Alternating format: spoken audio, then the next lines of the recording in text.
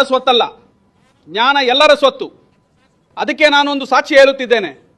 ನಮಗೆಲ್ಲರಿಗೂ ಗೊತ್ತು, ಶಂಕರಾಚಾರ್ಯರು, ಆದಿಶಂಕರಾಚಾರ್ಯರು ಒಂದು ದಿನ ಗಂಗಾ ನದಿಯಲ್ಲಿ ಸ್ನಾನ ಮಾಡಿ ರಸ್ತೆಯಲ್ಲಿ ಬರುತ್ತಿರುವಾಗ ಕುಲಹೀನನೆಂದು ಕರೆಯಲ್ಪಡುವ ಚಂಡಾಳನೊಬ್ಬ 4 ನಾಯಿಗಳನ್ನು ಹಿಡಿದುಕೊಂಡು ಎದುರಾಗುತ್ತಾನೆ. ಎದುರಾದಾಗ ಆದಿಶಂಕರರೆಂದು ಕರೆಯಲ್ಪಡುವ ಬ್ರಾಹ್ಮಣನು ಚಂಡಾಲನನ್ನು ಉದ್ದೇಶಿಸಿ ಏನೆನ್ನುತ್ತಾನೆ? ನೀನು ದಾರಿಗೆ ಬಂದೆ, ಎದುರಿಗೆ ಬಂದೆ, ನೀನು ಪಕ್ಕಕ್ಕೆ ಸರಿ ಎನ್ನುತ್ತಾನೆ. ಅದರ ಅರ್ಥವೇನು?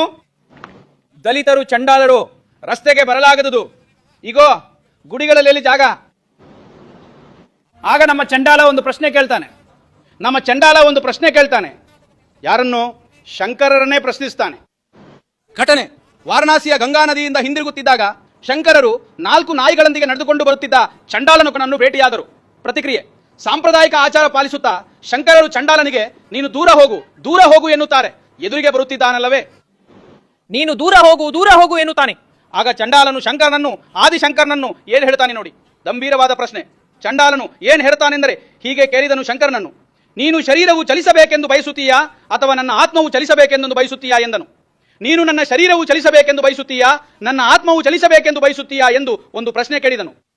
ಎರಡನೆಯದು, ನೀನು ಗಂಗಾ ನದಿಗೆ ಬರುತ್ತಿದ್ದೀಯಾ ಅಲ್ಲವೇ, ಆ ಗಂಗಾ ನದಿಯ ಜಲದಲ್ಲಿರುವ ಸೂರ್ಯನ ಪ್ರತಿಬಿಂಬಕ್ಕೂ ಚಂಡಾಲನ ಕುಟೀರದ ಪಕ್ಕದಲ್ಲಿರುವ, ನಮ್ಮ ಕುಟೀರದ ಪಕ್ಕದಲ್ಲಿ ಹರಿಯುವ ನೀರಿನಲ್ಲಿರುವ ಸೂರ್ಯನ ಪ್ರತಿಬಿಂಬಕ್ಕೂ ಏನಾದರೂ ವ್ಯತ್ಯಾಸವಿದೆಯೇ ಎಂದು ಕೇಳಿದನು. ಹಾಗಾದ್ರೆ ಆಗ ಜ್ಞಾನೋದಯ ಯಾರಿಗೆ ಆಯಿತು?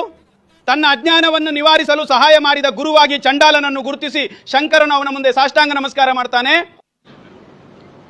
ಜ್ಞಾನ ಯಾರ ಸ್ವತ್ತು ಅಲ್ಲ ಎಂದು ಚಂಡಾಲ ನಿರೂಪಿಸಿದನು. ಇಂದಿನ ಪೀಳಿಗೆಯಲ್ಲಿ ಜ್ಞಾನ ಯಾರ ಸ್ವತ್ತಲ್ಲ ಎಂದು ನಮ್ಮ ಡಾಕ್ಟರ್ ಬಾಬಾ ಸಾಹೇಬ್ ಅಂಬೇಡ್ಕರ್ ನಿರೂಪಿಸಿದರು.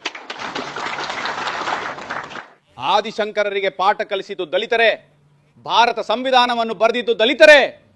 ಜ್ಞಾನ ನಿಮ್ಮ ಸ್ವತ್ತೇನಲ್ಲ, ಜ್ಞಾನ ನಮ್ಮ ಸ್ವತ್ತು.